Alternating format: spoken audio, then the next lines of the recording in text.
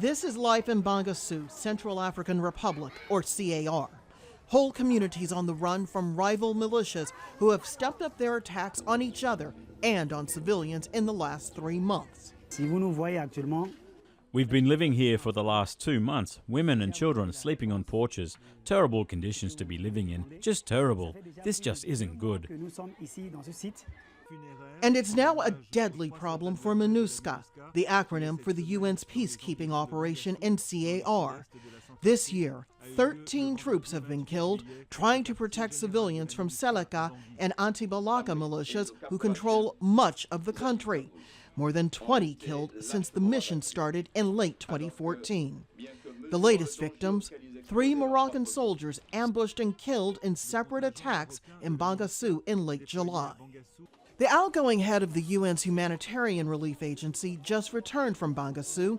Stephen O'Brien tells Al Jazeera the upsurge in violence and the growing attacks on UN peacekeepers is preventing aid workers from helping Central Africans. It's quite clear you need a sizable number of troops, and that is clearly what is being called for by those who are in charge of that area. And I note what the Special Representative of the Secretary General has called for, and from what I've seen, I can see that that is a justified call. Experts say the UN Security Council already knows the answer. 10,750 soldiers in a country of more than 5 million just aren't enough to fulfill their mission of protecting civilians.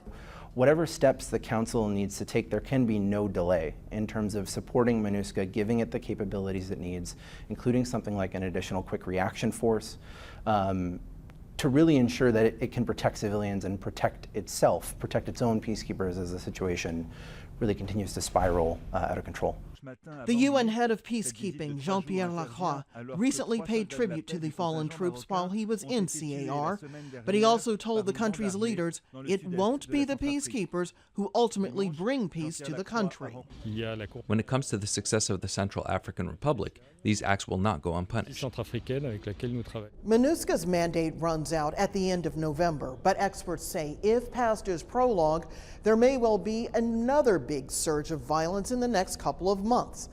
Experts say that's all the more reason for the Security Council to address the crisis right now to protect both civilians and peacekeepers. So far, though, there's nothing here on the agenda. Rosiland Jordan, Al Jazeera at the United Nations.